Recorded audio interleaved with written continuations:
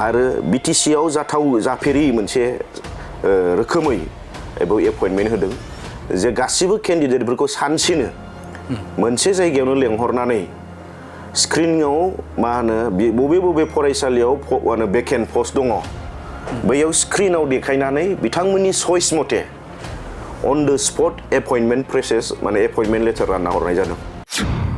Kokrajhar district youth BPF नि लेङाइ आफादगिरि आखि बर'आ अभियोग लानानै सानै साथामसो मानसिफोरखौ लानानै क'क्राझार BTR बन्द खालामलायनो नागिरनाय फोसावनो बन्द खालामलायनानै बे मुभखौ बिथांमोननि इनिशिएटिभखौ नुदोंमोन राजनीतिक सार्थआव जे खुंथाय गोहोखौ साख्रि होआखै होनो हायाखै होनना बुंनाय बाथ्राफ्रा बियो बिराद नेहात आरो मुगैथाव आरो 420 जाखिनि बेवहाय BGDC नि सेक्रेटारिनि थाखाय पस्ट ओंखारदों बे पस्टखौ लानानै गोबां सुबुङानो बुंदों बे ओरैनोसो खालामफ्लानाय जास्ट मोनसे डेमो बिथांमोनना 31 मार्चनि गेजेरावनो सरकारा बायसिगोन बहा होनो हानो बे मोनसे डेमोसो होननानै बाथ्रा बुंदों दा एसे लाइमोन हिसाबै नोंथाङा मा बुङो कमल आजारे आरो সংবাদ মাধ্যমৰ সন্মুখত আহিবই নালাগে তাৰমানে ইমান লাজ লগাহি ষ্টেটমেন্ট দিলৈছে ময়ো দেখিছো কমল আজাৰে মানে নিজৰ প্ৰেছ ষ্টেটমেন্টত কোৱা যে 420 জন যে BCDC সেক্ৰেটাৰী যে এডভাৰটাইজমেন্ট দিছে এটো কেনেকৈ দিব বৰ্তমান BTC মানে ফাইনান্সিয়াল স্থিতিটো বেয়া বুলি তেখেতে দিব নোৱাৰে বুলি তেখেতে অভিযোগ আনিছে এই স্টেটমেন্টটো চাই মই লাজ লাগিছে তেখেতে এজন স্কলাৰ বুলি নিজকে দাবী কৰি লয় PhD কৰা মানে বায়োলজিষ্ট বুলি দাবী কৰি লয় এজন PhD স্কলাৰে যে এপইন্টমেন্ট প্ৰসেস এপইন্টিং মানে কেনেকা হৈ যায় এটা পোষ্ট কেনেকা এপ্ৰুভ হৈ যায়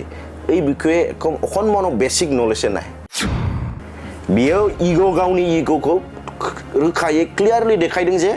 आं BTC नि सेक्रेटारियाव आसे चिफ हिसाबैल' थांगोन आं एमसिएलए हिसाबै थाङा दा बेबायदि संग्रामजों थांबाय थानाय हारियाव जोंनि लाइमोनफ्रानो आदर्शबिहीन जे राजनीति खालामनो नागिरबाय दा आदर्शबिहीन सुबुंफ्रा जे राजनीतिआव जायगा आवग्रिफैबाय बे जोबोद दुखुनांथाव कास्टम बसुमतारिया सासे आदर्शबिहीन आदर्श गैयै सासे दैदेन सुबुं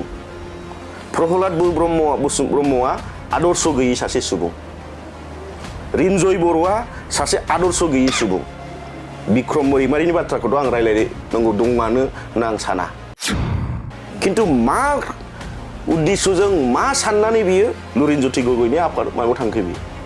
बोरै हाखो बियो कमप्रमाइज जाहैनो मा आदर्शजों बियो एबसु खालामामोन मा आदर्शखौ लानानै बियो एजिपिआव हाबफैखो आरो दिनै बिपिआव हाबफैबाय प्रमिला बायद'नि स्टेटमेन्टनिफ्राय स्पष्ट जाबाय कुनु गाना साहा दखानाव गय दखानाव बबेबा लामा दथखायाव रायलायोमोन जे हाग्रा महिलारिया खौसे जानो लुबैया होननाय प्रमिला रानी बायद'नि जे बिबुंथिनिफ्राय स्पष्ट जाबाय जे हाग्रा महिलारि आरो बिथांनि हाग्रा महिलारि प्रमिला रानी ब्रह्म बिथांमोना बर' हारियाव खौसेखौ लुबैमारा